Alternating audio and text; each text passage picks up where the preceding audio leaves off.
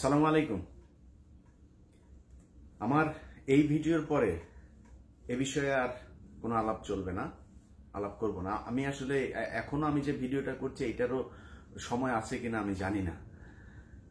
যারা পুলিশে আছেন এই ভিডিওটা তো দেখেছেন। আপনাদের প্রতি মানুষের ঘৃণা, ক্ষোভ কতটুকু এটা এই একটা ছোট ভিডিওতেই প্রমাণ। আপনাদেরকে আমি এর আগের ভিডিওতে বলেছি যে পদত্যাগ করে চলে আসুন। এক নাম্বার হচ্ছে এই গত 15 বছর ধরে আপনাদেরকে যেভাবে জনগণের মুখোমুখি দাঁড় করানো হয়েছে সেটার কাফফারা হিসাবে আপনাদের জনগণের কাছে একটা সাধারণ ক্ষমা চাইতে হবে যে আমাদের মাফ করে দিন, আমরা ভুল হয়ে গেছে, আমরা পুলিশ ছিলাম এতদিন, এখন মানুষ হয়ে ফিরে আসলাম। এই মাপ আপনাদেরকে চাইতেই হবে এমনিতেই। আরেকটা হচ্ছে আপনারা এখন ওইখানে থাকলেও এই যে গত 2-3 দিনে বা প্রথম দিনেও যে এই সব অনলাইন ইন্টারনেট বন্ধ করে যে আপনাদের পুলিশকে পেটালো, পুলিশকে যে মারলো, এটা আসলে কারা মেরেছে আপনারা একটু নিজেদের কাছে হিসাব করে বলেন। স্টুডেন্ট যারা ছিল তারা তো আসলেই কোমলমতি, তারা একজন পুলিশকে মারধর করছে, 10 জন তাকে আবার বাঁচাচ্ছে, এটাই তো তারা। আমরা তো ছাত্রলীগ যুবলীগ জীবনে হইতে পারবো না। ওদের মতো অমানুষ, কুলাঙ্গার, এই মানে অবৈধ পয়দা, এগুলো যেটা করতে পারবে সাধারণ মানুষের পক্ষে এটা করা সম্ভব না। যে কারণে পুলিশকে আপনাদের নিজেদের ভেতরেই আপনাদের জন্য মানে ভেতরটা আপনাদের জন্য নিরাপদ না।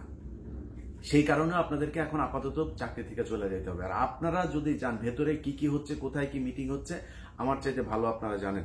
সো সময়টা খুবই দ্রুত। এই সময়ে মানে কে কি করবেন না করবেন খুব দ্রুত সিদ্ধান্ত নিতে হবে। এই সিদ্ধান্ত কেউ ভুল নিতে পারবে না। যে ভুল নিবেন তার কিন্তু এটার জন্য সারা জীবন খেসারত দিতে হবে।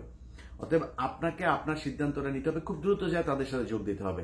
কয়েকশো, কয়েক হাজার পুলিশ চলে যাবেন, কয়েক লাখ পুলিশ, মানে 1 লাখ পুলিশ চলে যেতে পারেন, যে আমরা ছাত্রদের সাথে আছি, আমরা এই অন্যায়, এই অনিয়ম, এই নির্যাতনের ভেতরে আমরা নাই, আমরা ভুল করেছি, এতদিন পুলিশ ছিলাম, এখন মানুষে ফিরে আসছি, আমাদের তওবা পড়ায় কবুল করায় নেন। এটা আপনাদেরকে করতে হবে, খুব দ্রুত করতে হবে। কিছুক্ষণ আগের আমার কাছে যে তথ্যটা এসছে সেটা হচ্ছে ইয়েতে আপনার তেজগাঁ বিমানবন্দরে সেনাবাহিনীর, ভারতীয় সেনাবাহিনীর 16 জনের একটা উচ্চ পদস্থ একটা টিম এসেছে। তাদের সেনাবাহিনীর সাথে যে মিটিংটা হয়েছে সেখানে তারা উপস্থিত ছিলেন। আজকের যে মিটিং, সেখানে তারা সেনাবাহিনীকে স্পষ্টভাবে বলে দিয়েছে যে যেহেতু দেশের এই অবস্থা, তারা শেখ হাসিনাকে যদি না রাখে তাদের কোনো সমস্যা নেই, কিন্তু পরবর্তী যে সরকার আসবে তাদেরকে তাদের সাথে কাজ করতে হবে। সেনাবাহিনী বাংলাদেশে রয়ের যেই আস্তানা, যেই চামচারা বাংলাদেশের হয়ে কাজ করছে, তাদের ব্যাপারে এখন কথা বলার মতো মানে সময় আসে নাই, বলছিও না। যাইতে দেন, তারপরে তোদের কেমনে তোরা এখানে এসে তারপরে আবার মাস্তানি করি সেটা দেখা যাবে। আগে এইটারে এই বড় শয়তান আগে সরুক, বড় শয়তান সরার পরে ছোট শয়তানগুলোর ব্যবস্থা করা যাবে। আমার মানে এই অনলাইনে যতদিন ধরে কথা বলি, এই কথা বলার মাঝখানে মনে করেন 100 বার বলেছি যে শেখ হাসিনার যে বিদায় সেটা স্বাভাবিক হবে না কখনোই। আজকের যে অবস্থা দেখছেন এটাও মানে কি হবে সেটাও আপনি এখনো বলতে পারবেন না, তার পরিণতিটা আসলে কি। তবে যেটাই হোক, যখনই হোক, তার বিদায়টা সুখকর হবে না, মসৃণ হবে না, স্বাভাবিক হবে না, অস্বাভাবিক। ওর বাপের যেভাবে হয়েছে ওর ঠিক সেইভাবে অস্বাভাবিক একটা বিদায় হবে।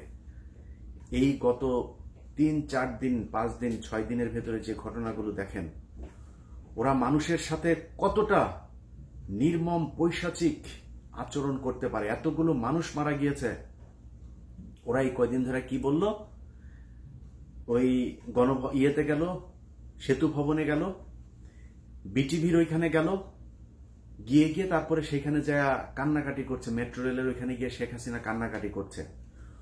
ও কত বড় জাউরা, কত জাউরা একটু চিন্তা করেন। ওরে কতজনে মিলা ওরা এই দুনিয়ায় পয়দা করছে। এতগুলো মানুষ মারা গিয়েছে, এত নির্মম ভাবে মানুষগুলো মারা গিয়েছে, সেই মানুষগুলোর বাড়িতে না গিয়ে, সেই মানুষগুলোর কথা না বলে ও মেট্রো রেল করছে।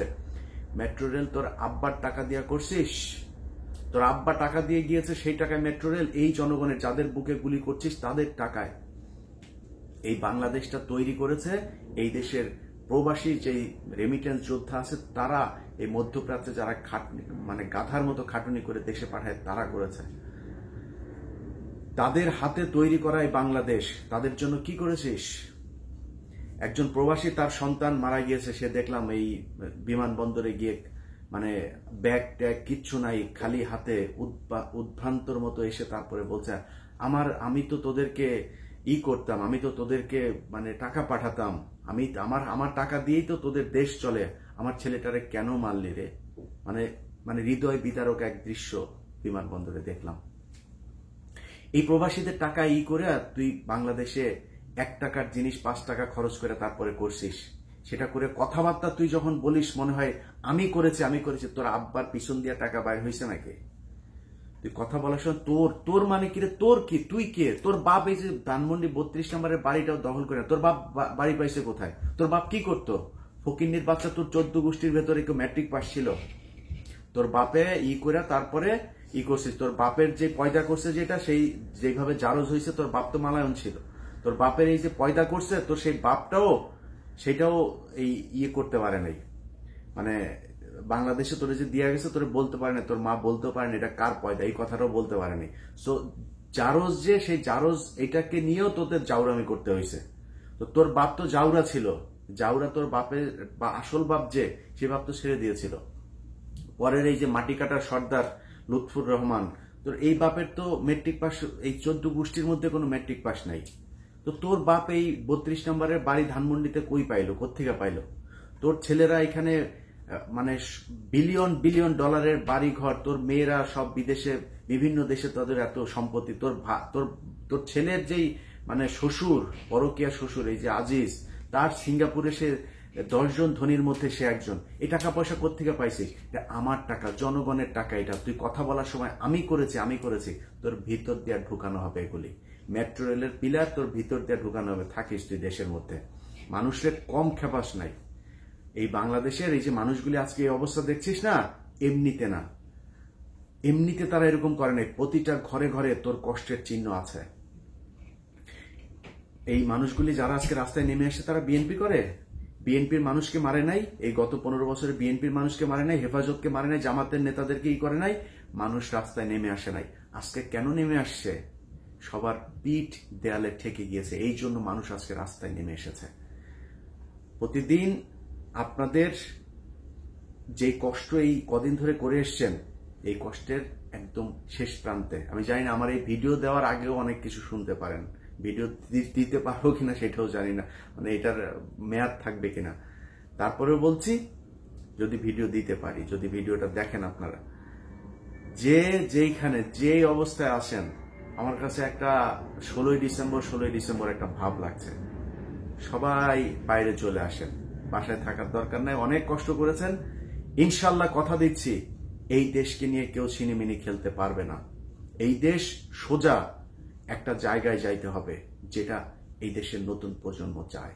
এই নতুন প্রজন্ম একদল যাবে, আরেক দল আসবে, তারপরে লুটপাট করে তারপরে খাবে, এটা তারা দেখতে চায় না। একটা নতুন কিছু দেখতে চায়। জর্জিয়ার কথা মনে আছে? জর্জিয়ার মতো একটা বিপ্লব দেখতে চায় এদেশের মানুষ। অতএব সেই বিপ্লবের বিজয়ের দ্বার প্রান্তে এসে আপনাদেরকে শুভেচ্ছা জানিয়ে শেষ করছি। আল্লাহ হাফেজ।